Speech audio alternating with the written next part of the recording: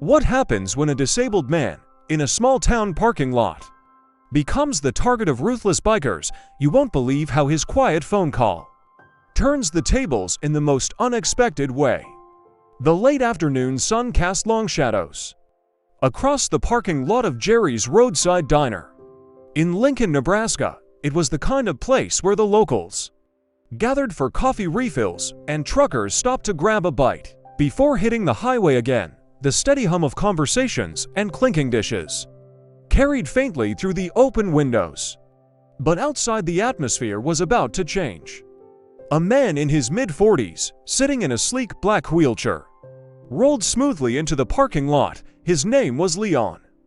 Dressed in a crisp button-down and faded jeans, he moved with quiet confidence. His gaze fixed ahead. Leon had come to grab a late lunch after running errands unaware he was about to become the target of unwelcome attention across the lot. Welcome to my channel of Gill Master Stories. Don't forget to subscribe button and press on the bell icon for more inspiration and mind-blowing stories. A group of 5 bikers leaned against their motorcycles. Their laughter echoed rough and pointed as one of them elbowed the other, gesturing toward Leon. He was the kind of man who drew attention without asking for it. His dark skin and the wheelchair combined to make him an anomaly in their world. "Hey, roll in thunder," one of them shouted, his voice cutting through the space like a bad joke. The others chuckled, their laughter carrying a mean edge. Leon didn't look their way. He simply continued toward the diner door, focused, calm, and completely unfazed. But the bikers weren't about to let it go. One of them pushed off his bike, a cocky smirk plastered on his face, and started walking toward Leon. The rest followed, their boots crunching against the gravel. Leon slowed his approach.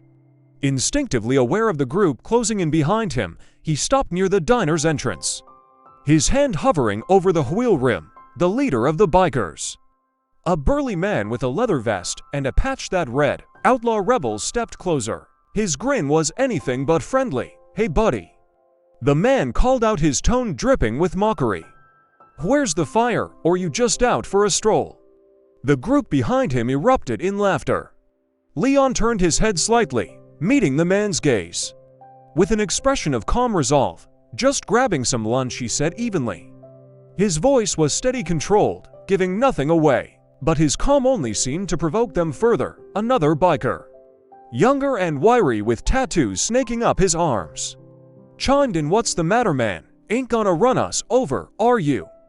He mimicked a wheeling motion with his hands, earning another round of cruel laughter. Leon didn't reply this time. Instead, he adjusted his position and prepared to wheel past them, clearly uninterested in playing their game. But as he moved, one of the bikers stepped directly in his path, blocking him. "Not so fast," the leader said, his grin fading into something colder. "We're just having a little fun, right? No need to be rude." For a moment, the air felt heavy.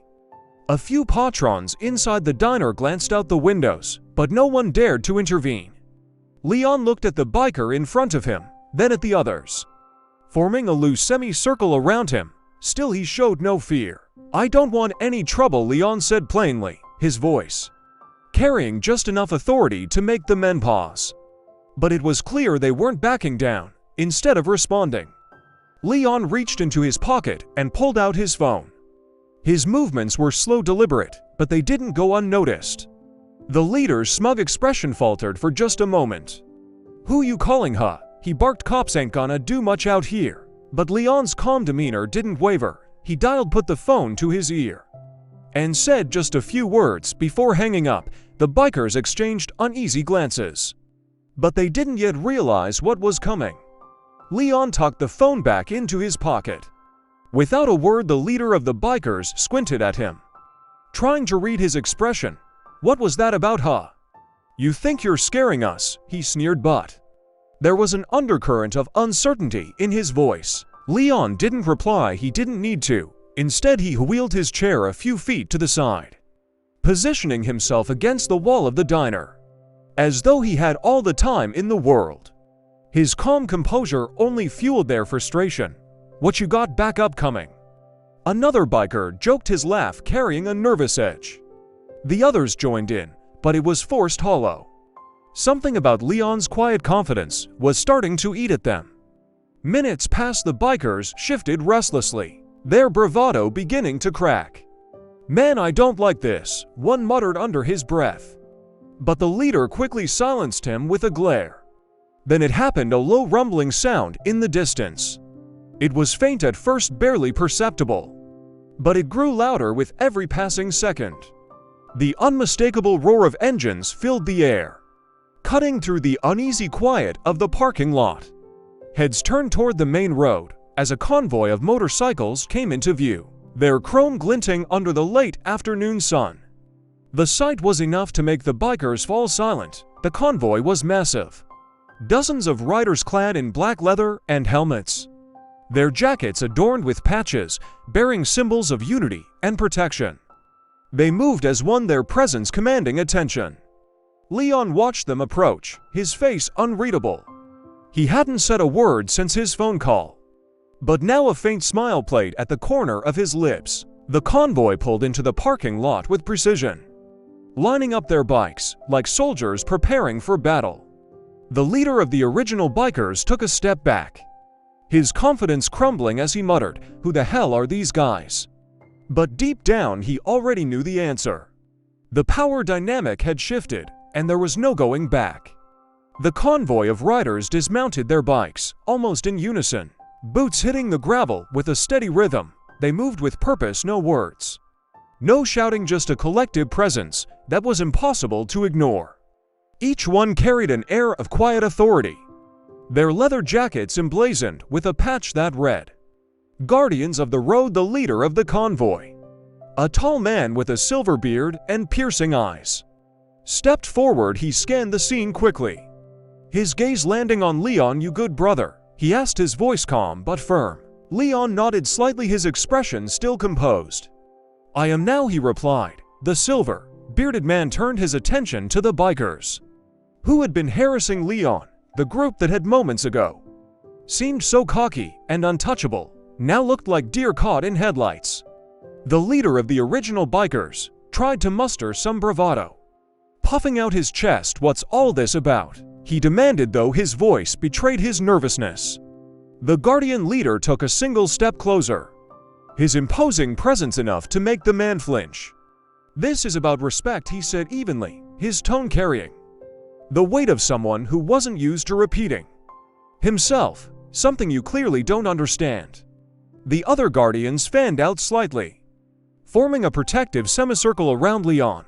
The original bikers glanced at each other, their confidence draining with each passing second. One of them, the wiry young man with the tattoos, muttered, "Man, we didn't mean anything by it. Just messing around, you know."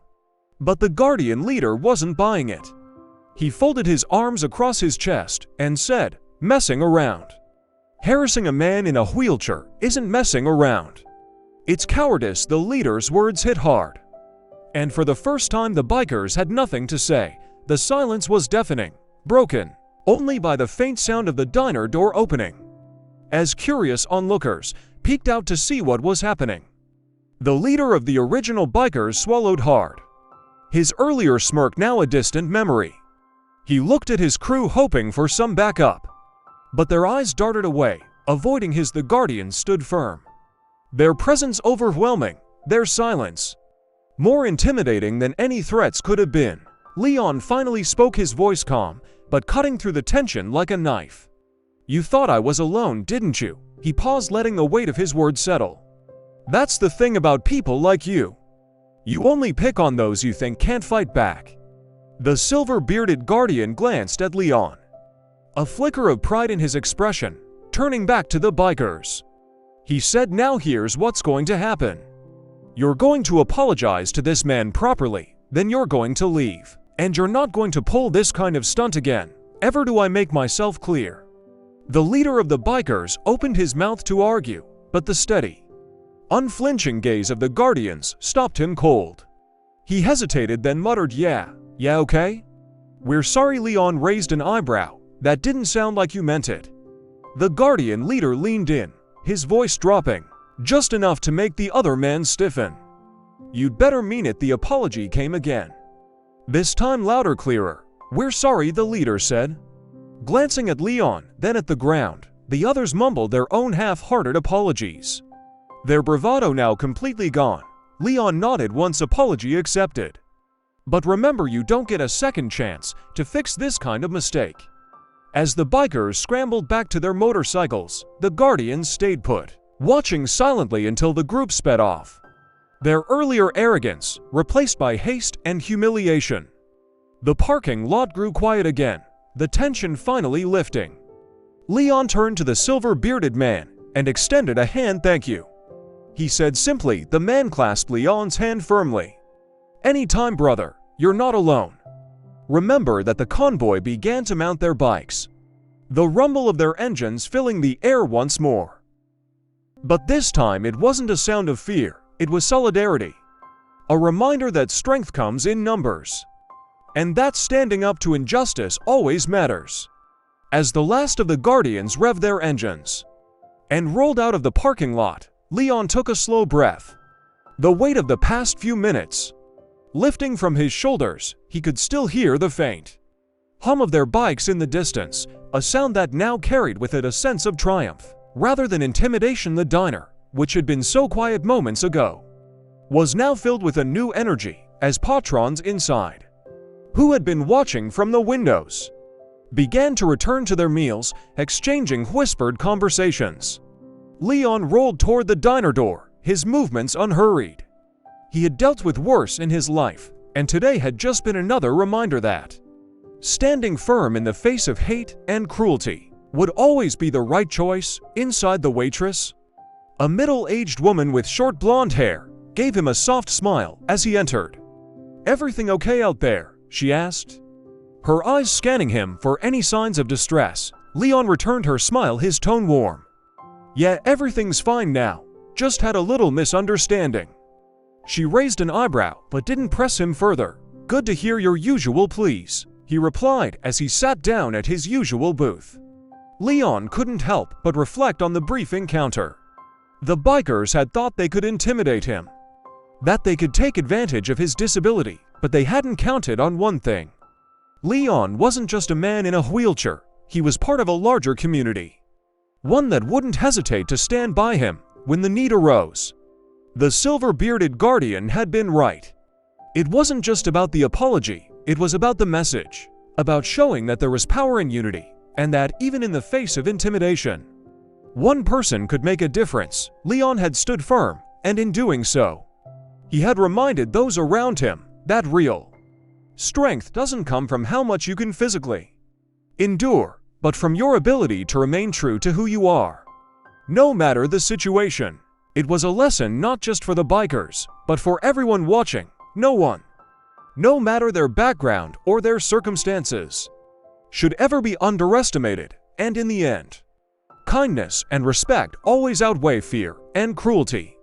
As the waitress brought his coffee, Leon took a sip, feeling the warmth of it spread through him. For the first time that day, he felt a sense of peace. He had won, not because he had to fight, but because he had stayed true to himself, and in doing so had inspired others to do the same.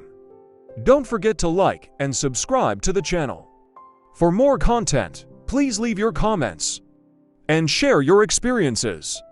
Thank you for being part of Gill Master Stories community. See you soon.